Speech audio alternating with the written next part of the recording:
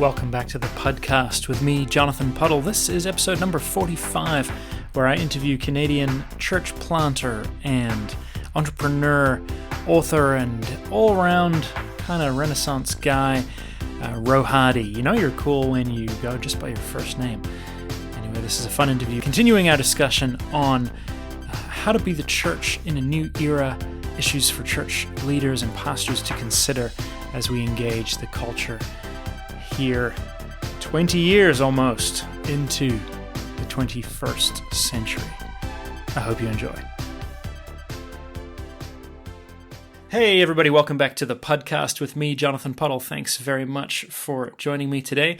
Today I have yet another Canadian on the show. I clearly have an affinity for that. I think as a Canadian we have to listen to a lot of American experts on many subjects, so I really like to have my fellow countrymen and women on the show.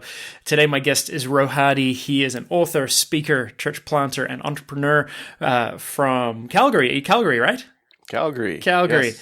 So I've been following Rohadi for a bunch of years on social media, really enjoyed his perspectives, and I've recently been reading his book called Thrive, Ideas to Lead the Church in Post-Christendom.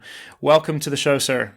Thank you so much for having me. I really appreciate the fact that you are being diligent to bring in Canadian voices to the fold, because you're right, we care too much of what our neighbors down south think. Absolutely. And so judging from your Instagram, you seem to spend a lot of time cycling and hanging out in the beautiful mountains. Can we all just move to Alberta? Can we agree that that's good? You know, there are a lot of advantages in Alberta. Culturally, it's different from the rest of Canada, just like every province. And I'm blessed to be in Calgary, which is from door to door. I could probably drive 45 minutes and be at a mountain and just start climbing, start walking. So, yes, you may come. You may stay. I was last in Calgary and Banff 2 years ago, almost exactly 2 years ago. And I was reminded that there's so much more to Canada than Southern Ontario. Which sounds very Southern Ontario of me to say. I recognize that. Well, you've been recently. I only visited Ontario, Toronto, Hamilton for the first time last year. So same. I think that we need to, or I need to personally venture and explore more of Canada. What brought you out here? I don't remember what the first reason was. Mutual friends. In Hamilton, there was a conference which is called Reimagine, which is an offshoot from the Parish Collective, which is based out of Seattle. So they are doing the whole parish ministry, revitalizing focus into the neighborhood. And so they invited me out into Hamilton for their conference in the fall. And that was good for a number of reasons, but particularly because it was a chance to connect with some like-minded voices. And out of that has actually sprung some interesting work and gatherings, particularly around Christians of color. And we were talking about what Canada does and thinks and how it's different from the U.S. in the area of carving out space and having conversations around particularly race and culture. Canadians in Canada and Canadian Christians and churches, we don't do a very good job of this. And there are few spaces, safe and brave spaces for Christians of color to just work out their own existence and identity. And so out of that, we didn't intend it, but out of that came some new relationships that started to build this new thing.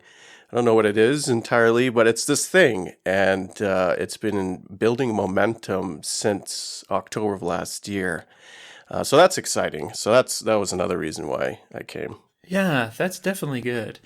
Every time I travel to the U.S., I'm reminded of how different culture and multiculturalism plays out there than it does here in Canada.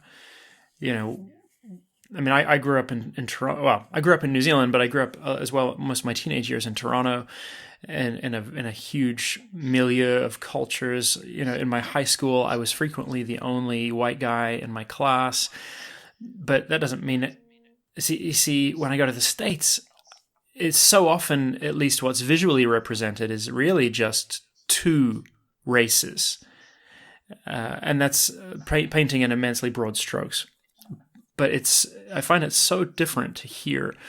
I don't know how exactly it plays out for you in Calgary, but certainly in Toronto, if I'm the only white guy in a class, that only means that I'm one of 26 different cultures or 30 different cultures represented in a classroom. And the Americans often will comment, "Oh, wow, yeah, that sounds like a real melting pot," which is not a term that we use up here. No, we're not so big on assimilation. We like the notion of multiculturalism, of playing out that mosaic. So it's the notion that you are welcome into Canada, but I think in recent years, particularly around what is happening in the U.S. and so much of their cultural influence spills over here, we're creating now a sense of, or perhaps not creating, but the sense of nationalism has gained momentum in Canada.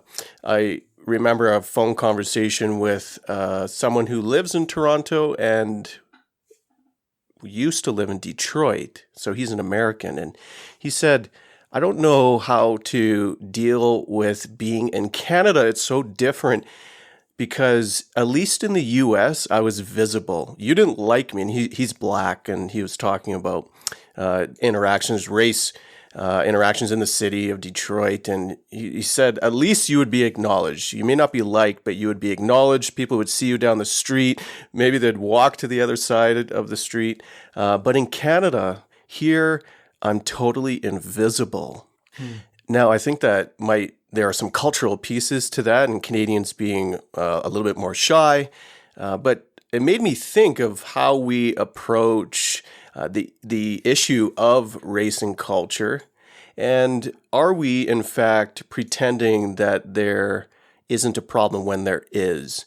And I believe that's actually a real deep narrative in our culture as Canadians, in that we have deflected the issue of race and racism and systemic racism culturally as an American problem. We've done that on purpose.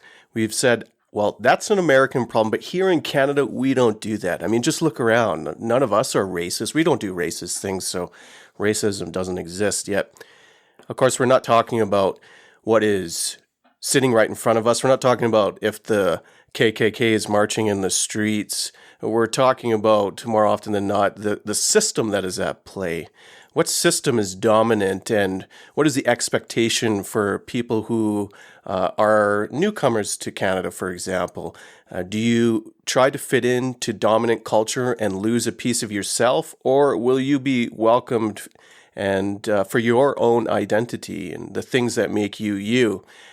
So for newcomers, and I can remember when I first came to Canada, and this is more important for my dad, how to fit in. Well, you keep your head down, work hard, and do that mosaic piece, right? Assimilate as best as you can. And ensuing generations, I think, are given, I would call it a gift, but are given these opportunities now to start carving out space for themselves and say, well, actually, we're going to press against what is dominating our existence and trying to form us into a way of thinking and being that's not a part of our identity. And so Canada is very much, and just right now, what was it, today or yesterday, the final report came out on the missing and murdered Indigenous women. And so there are some critical pieces within our psyche, within our culture as Canadians that we need to address when it comes to systemic issues such as race. And the church needs to be at the forefront of that conversation. And quite frankly, it's not present. Yeah, certainly. I was reading a book earlier in the year, A Fair Country by John Ralston Saul. Have you read that? I haven't. He's not Indigenous, but his thesis is essentially that all of the values that Canada really, truly espouses and is proud of are Indigenous values. That if you look at the positive impact of Canada around the world, you could say, our peacekeeping mentality, the tendency for Canadians to be willing to have unresolved tension in relationships, and a number of other things. Mm-hmm. He says that there are European colonies all over the world that don't do what Canada does. New Zealand doesn't do the same. Australia doesn't do the same.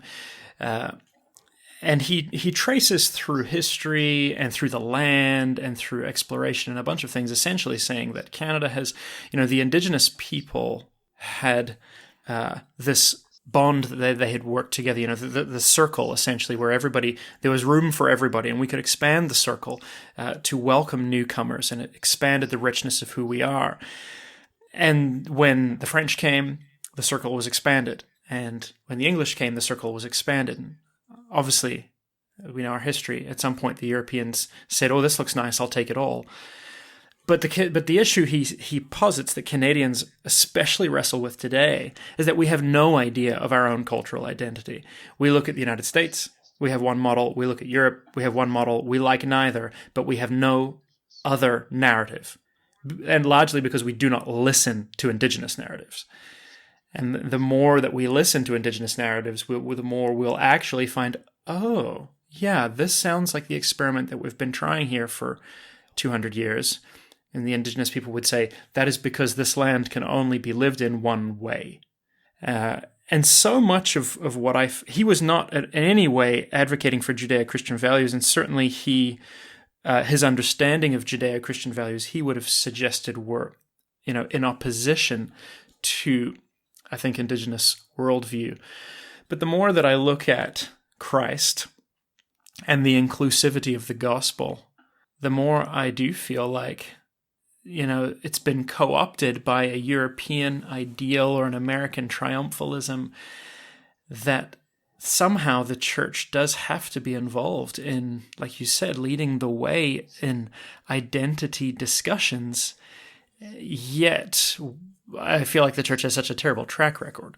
That same church is connected and perpetrating the very problem that you are stating. So how do we extricate ourselves from that if most institutions in North America reflect part of this colonial triumphalism identity, where are we to go? Now, I think, of course, that there's grand hope, and it's not all so bad, but that is a fundamental problem, particularly around dominant white evangelicalism or white Protestantism. There are some issues here of marrying empire and church. And we have the result, what we're dealing with right now, in a church that is largely incapable of connecting, culturally at least, beyond itself. Yeah, so that's exactly right. And this is what I loved about what you began to unpack in your book, Thrive. So for my listeners, I've been doing a series, as you hopefully know, on church life, missional models, and so on over the last few weeks. And so Rohadi's book specifically looks at how to lead the church in this post-Christendom era. So I thought I'd love to have his thoughts added into this discussion. So the trajectory looks a little bit like this from the last couple of guests. I had Michael Brodeur on the show, and he was quick to say that, look, every member of the church has to be equipped and empowered. We are so far past the era where the man of God up front is the important person. For the global church to be effective, every member has to be fully functioning. And he talked about working, yes, towards church as a healthy family, but that family is not just a place to be, but to become and to grow and to move into your destiny. So my next guest, Curtis Hines, last week was explaining that, most of us, most people that are in churches today have arrived via, kind of relational evangelism, real human relationships, rather than sort of drive-by, door to door. He talked about assaulting people with the truth. He said, can we actually meet people's practical and relational needs, like human to human, without being weirdos, and in the process actually earning the true right to speak into someone's life? It's assaulting. He used that term. Yeah, he said assaulting people with the truth. It can often be violent for sure. Wow. Yeah, so I thought it would be, I'd love to bring you in this sort of at that point. And maybe for some of my listeners who just aren't super familiar with the term post-Christendom, what does that mean to you exactly, and why is that a huge deal? Well, I think an easier way to explain post-Christendom, because I think if academics were on the show or listening, they would say, but America or Canada was never really a Christian nation. Post-Christian, which is a slight nuance from there, it's a description of where we are culturally in Canada, in America, in the West.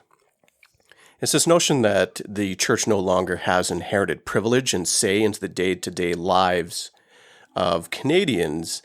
At one point they did, and we could assume that everyone had this religious memory, and all we needed to do was wait for the world to come to us in search of answers to life's questions. And that created a church that essentially rested in its laurels. It was my grandma's church, and in grandma's church, they just waited for the people to come to it on Sunday, and that's about the extent of it. And sure, some of them did intentional works in the city or in the neighborhood. They called it outreach, and maybe some of them even did things further away, and they called that mission, which in itself isn't bad, but all along, since about, let's say, the 1960s, so this isn't a new phenomenon, since about the 1960s, where the high water mark of church attendance in both countries, which was in the 50s, by the way, Canadians, as a percentage of population, more Canadians went to church on a Sunday morning than in America. And this was in the mid-1950s, in that post-World War II boom. And then in the 60s, things started to shift, and people started to go to a church service less and less. And those numbers have been declining ever since. And we're just now noticing it. In fact, I think if we're honest, most church leaders would say we've been noticing this for decades upon decades. Yet we haven't come up with a good solution to respond. It's always been these incremental changes to what we're used to in church culture, which is centered around that Sunday morning service. So what would it look to reimagine our presence and reimagine mission as church in a world, in a culture that is completely different than what we were used to? And in order to respond well, I think we need to develop new competencies. Yet here's the problem. The way that the institution works, and just by its very nature, it's not designed to innovate. And so right now, the extent of innovation is often church planting, yet church planting only comes in one form by and large. So the idea behind the book is to say, listen, let's dissect culturally where we're at. So I make a case to say, and for most leaders, this isn't new, but we are culturally in a place where culture has moved forward and the church has stayed put. So what that has done to the church is that it used to have that inherited power and privilege in day-to-day lives of people at the center of culture. And now it's sitting on the margins. So note, I'm not saying that the church is marginalized. That's a totally different idea. The church has just done very little to connect and remain relevant in a shifting world. So now it's just sitting on the margins and largely talking amongst itself. So we're here in this new culture, and we need to figure out new ways of being and doing church. And so that's what the book is trying to do. It's trying to say that, just like your first guest in this series, suggesting that the mission is not merely centered around the one leader, but how can we be good Protestants and actually live out a priesthood of all believers? Well, I would like to see us live out all of the uniqueness of the people in our communities, meaning when it comes to innovation or dreaming up new ideas to be church, we don't just put it all into one package. It doesn't come just in one form or one size fits all. Rather, there should be unique ideas, as there are unique people, unique neighborhoods, unique cities. We need to try to do different things that we've never even thought of that may seem like a threat to institutions, but the reality is we need the attempts. Even if many of them fail, we need the attempts of new things of how to live out the hands and feet of the gospel in our neighborhoods, cities, and beyond in order for the church to revitalize itself. So I don't think we are positioned or postured as a contemporary church to do much other than talk amongst ourselves. We need to figure out how to release the pews, release our congregations, and that starts by saying what you have, your gifts, your abilities, your ideas, they count. Yeah, that's so good. That resonates so much. The church I'm a part of is a about 3-year-old church plant out of a charismatic new denomination, and I've been involved in a lot of conversations surrounding the values of our particular movement. And what should it look like? What does it look like when somebody who carries our particular DNA lands in a community and seeks to meet the needs of the people around them?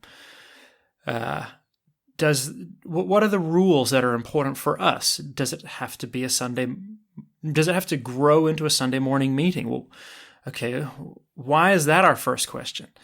It's been interesting to sit in rooms with people, and I'm choosing my words carefully here because these are people I love and respect and frequently disagree with. I have the sense where if God gives you a particular burden, a value set, let's say that you're really interested in helping people access the freedom that Christ has given them, or you're really passionate about seeing Christ's work play out in a social justice context. Well, the way those values will manifest, surely you're going to look a little bit different depending on which intersection you live at, depending on which part of town you live in, depending on what kind of people you connect with. And so you can be consistent to your values, but understand that those values will manifest differently based on the needs of your community. And this was kind of where I came from. And the answer is that I generally received, well, I think we hear what you're saying, but we definitely want our churches to be Sunday morning churches that look and feel the same way, so that if you go to church in Calgary and go to church in Toronto, you can have a consistent experience. I'm like, okay. How's that working? Yeah. How do you? So at the very least, my denomination doesn't know where to go with that. They're scared. There seems to be a desire for a measure of consistency and conformity. Is that commonplace? Do you think that our major denominations and our minor denominations can innovate like this, or do we need something totally new? I don't think institutions, denominations are capable of making the shift that is necessary to survive in a post-Christian culture. That's Canada, that's America, that's any metropolitan city. It's not what they're designed for. They are built to protect. They're built to push against change, and we're seeing the results of it. I can echo the notion that it's scary because you have created an existence around preservation, and you're sort of slowly seeing the tide shifting and the people leaving the pews, and you're wondering, well, okay, let's try to make a subtle shift. And so you try an incremental change, but it's not enough. You moved to a more hip and happening band, or you changed the music, all these little small shifts that aren't addressing fundamental paradigm shifts, particularly around mission. So I don't think the institution or denominations can do it from within, but what they can do, and this would be a call out to those leaders, is they are resourced, so they can create the opportunities for new things to operate at arm's length. So I don't try to force or compel denominations or churches who don't want change to change. I can make a case of why you need to see your blind spots, but I don't try to shift people who don't want to move, but I try to lay a vision that suggests that, listen, you have some resource here. You can't make the change yourself. What happens if you were to release more people, more ideas, more practitioners to figure out some different ways, different structures, and report back? So they will report back, some will work and some will fail. And you can use that data to say, well, this actually helps us because it's glimpsing a way forward. Really, I think we should be honest as churches of how well we're doing at embodying the very character of God, and God being a missionary God. Are we a missionary church? Or are we a church that has closed itself off to the outside world? And one of the ways that I reveal that for many churches and leaders is to simply ask them questions. So you're a leader in the church, and you've heard this before, the ABCs of church measurements, right? Attendance, buildings, cash, right? Sure. And if you can figure out those pieces, then you'll have some level of resiliency. You'll probably survive. Church plants that go with 50 plus, 70 plus people, they have a higher chance of surviving. They're not really reinventing anything. They're just creating a safe space for other Christians to come to who are looking for a slightly different experience. If we can do it 15% better than the church down the road, then it's going to work. Then we're good. And yeah. who cares about anybody else? So you're good, so long as you're okay spending the rest of your life hanging out with Christians.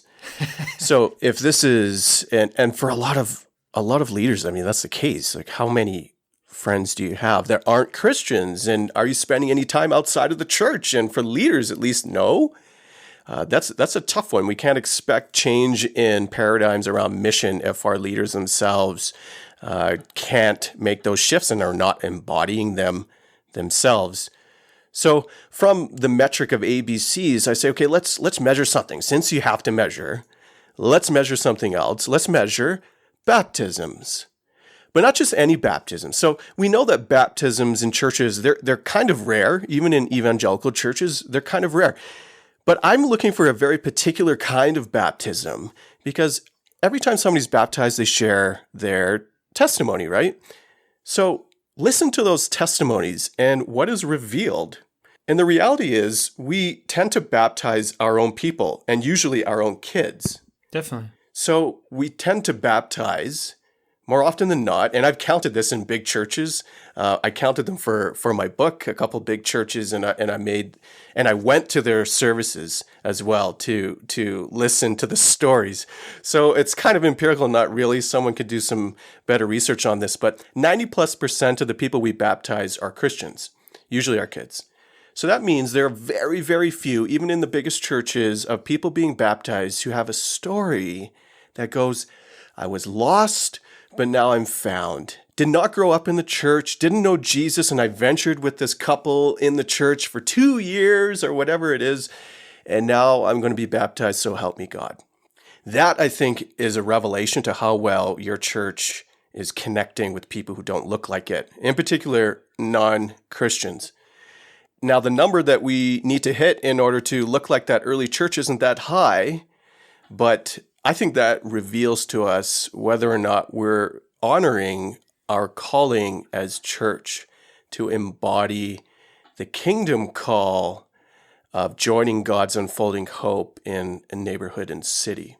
Yeah, I like that. I like that a lot.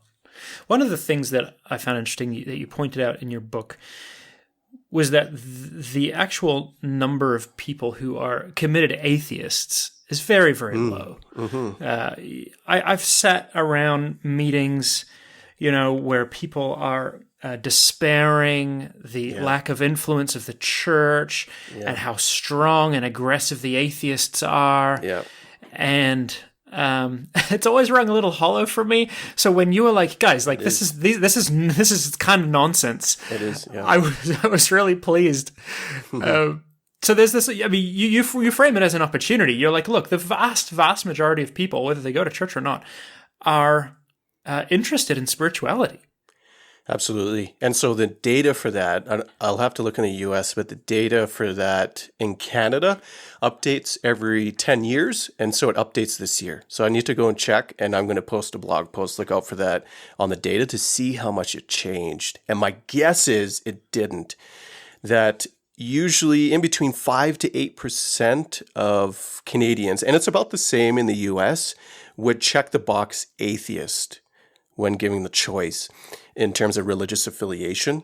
What we have instead is definitely a growing amount of nuns and nuns. And so nuns, and the stats again, they're quite similar between Canada and the US.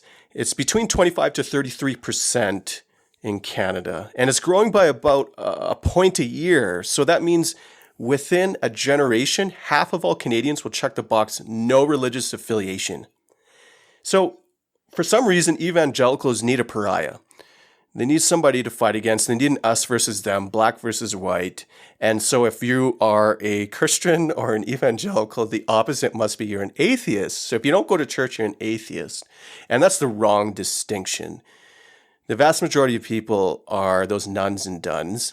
The duns tend to come back to church if you can do something contemporary and relevant. So that's why you see the cool hip church in your city. They're doing okay because those kids who left as youth, they're coming back when they have kids of their own. And they're coming back to something a little more contemporary. But those nuns are people who never grew up with the church, whose parents probably didn't grow up in the church, and they just wouldn't think of visiting a church for any reason. They're probably familiar with it from a funeral or a wedding, but that's it. And so to me, there's a great opportunity because nuns and duns are still human. And I believe at the core of our humanity is the human spirit. And that is a part of our longing, is to fill this spirituality that we have with something. Now we'll fill it with something, maybe it's yoga, or maybe it's climbing in the mountains. Or we could fill that longing for spirituality through Christ. So the spiritual but not religious is perhaps the largest religious segment, if I could use that term. And the church is trying to figure out how to connect with this now majority segment. Most people you encounter locked away have a deep longing to answer spiritual calls. And we need to figure out how to talk with them and have conversations about this spirituality. So yeah, totally not atheists. We don't need to look at ourselves. Again, I'm not sure if this maybe is the victim mentality of the church of being marginalized rather than being pushed to the margins as a result of our own actions. So to me, yeah, great opportunity. We just need to develop some competencies in the church to figure out how we might connect with people who are searching. They're searching for these answers, but they can't find a church that's going to translate their longings into a language they can understand. When my wife and I lived in Finland for 5.5 years, and that was a nation already a generation or two further from where Canada is in that sense today. Yeah. So you have essentially state Lutherans and everybody else. And they still get state money too. For sure. That's so weird. And a small percentage of Pentecostals and evangelicals, but they do not make up an influential voice in the nation. And so all of the nation, by and large, will have their children christened and have confirmation and things, that a little bit like Catholicism used to be in Canada, except that in Finland it's even further removed. It's just a kind of ritual that you do. So it was fascinating when we had our kids were all born there. And in Finland, you don't typically announce the name of your child until they've been christened. And so we didn't follow that. We told everybody, as soon as we decided. And we had a kind of a dedication kind of party with some friends just to join us in celebrating and thanking God for our kids. We weren't part of any church at the time, and so we had a bunch of friends and neighbors around. So the Finnish people asked us, so was this a name, like a name ceremony? And we said, well, kind of, except that the name was already known. Like, okay. Was it a baptism? Well, a little bit like that, but they're not baptized. Okay.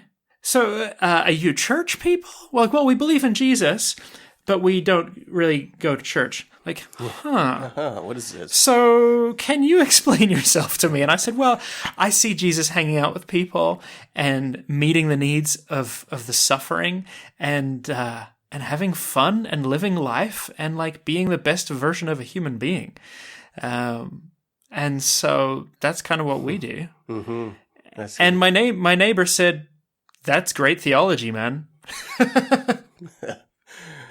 Wow. That's so good. So what are you seeing success stories? Do you have any sort of maybe some keys? Obviously you're asking questions and you're prompting the church to ask questions that are relevant to their local context, and that's important. Are there any kind of nuggets that we can take away? There are a lot of people who are doing kingdom work without the church's permission. And I think the church can do better at releasing their own and coming alongside of Christians who may not be within denominational context, but they're certainly doing kingdom work. So within the church, I would hope that there would be a greater interest and greater practices when it comes to doing different things. Now, I left the book kind of open because I don't know what all the answers are. I do know what some of the theory is. I know what my experience has been. One of the critical pieces that we need to hang on to is time frames.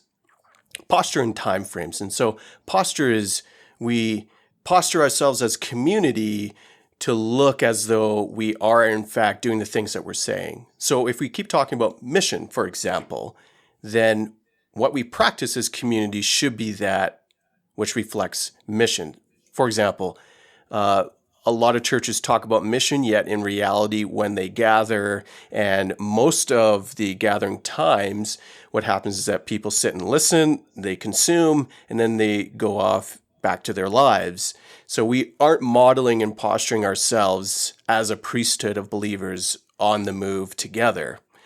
So we tend to center most of our church existence around the Sunday service, just like you were saying in that church plant. Well, let's just create that Sunday service. We'll make it a little bit different, and but not too different because we want to hang on to our own people. And ultimately, maybe we're a little bit afraid of those people who are on the outside, which, of course, those are the people I think Jesus would have been hanging out with. And so is that something, and are those the people that are welcome and are intersecting in your church community? The other piece of time frames is that to connect with a generation of people who never grew up with the church has a language and it has an approach that, again, it assumes inherited religious memory. So it assumes that you will get what you're looking for at their Sunday service, which is bizarre in many ways. The Sunday service is culturally not relevant. I can't think of really anything else that I'd go to and listen to a band play for 20 minutes and then somebody talk for 40. That's just not something that makes sense anymore.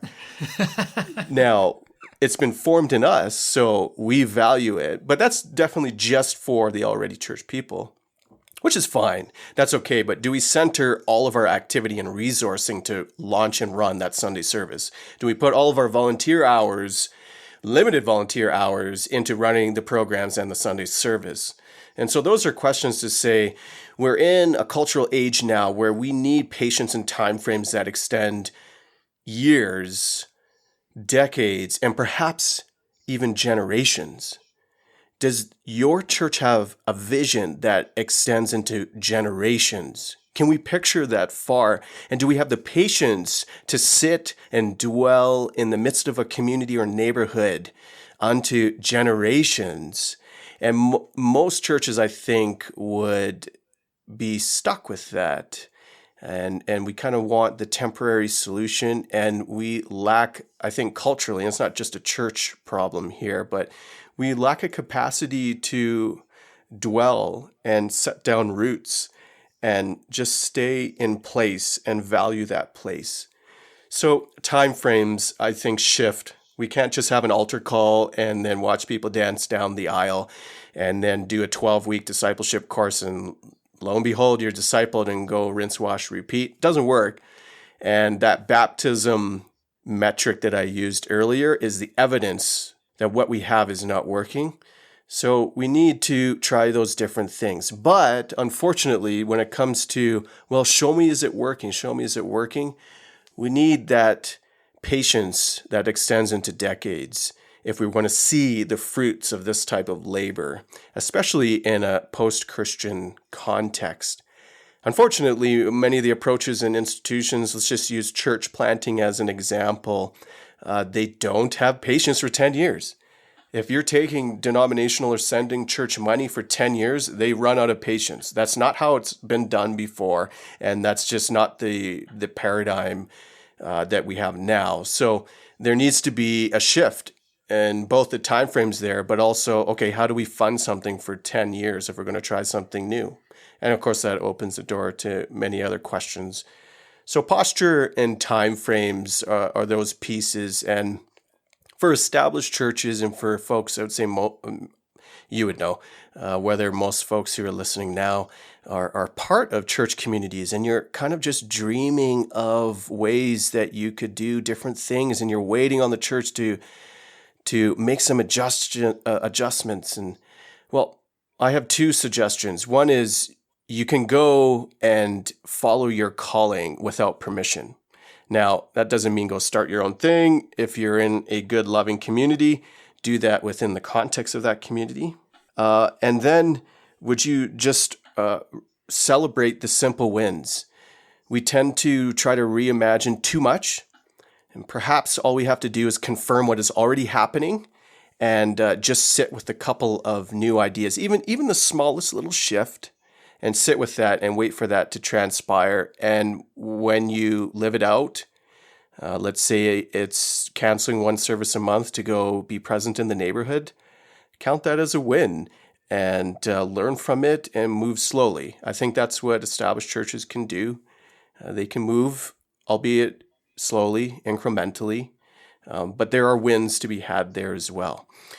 So the book certainly does speak to both, but I definitely have a bias to those innovators who are at the front of that adoption curve, living and dreaming crazy schemes for the kingdom, or rather joining the already crazy and scheming kingdom. Yeah, come on.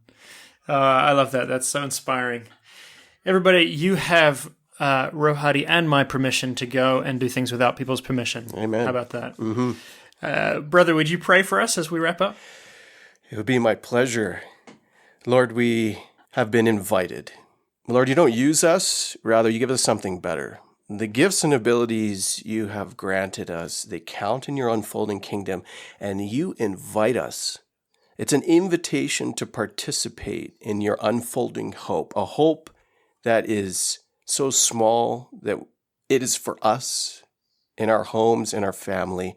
But it's a hope that is so big that it stretches beyond just our houses, but into our neighborhoods, into our communities, our networks. Lord, you are transforming cities.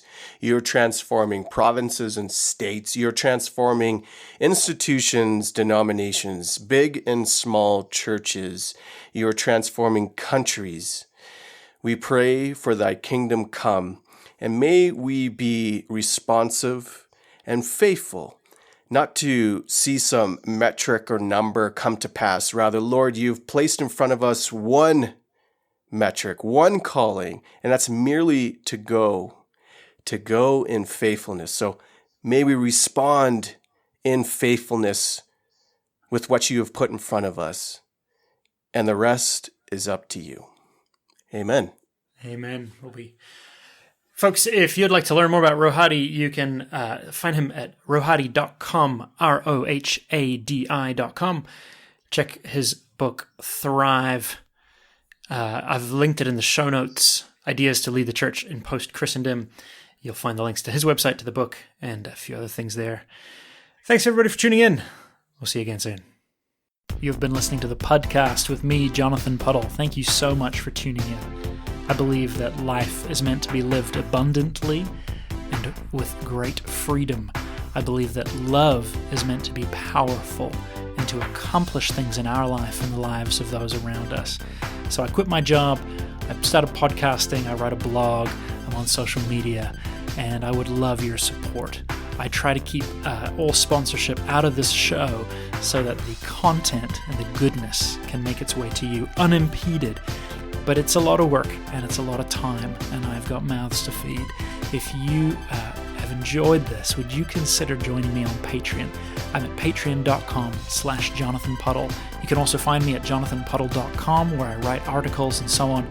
Just for as little as $3 a month, it'll help me keep this going and keep it ad-free, so we can keep discussing the depth of a rich life imbued with the goodness of God. Thanks so much for hearing me out.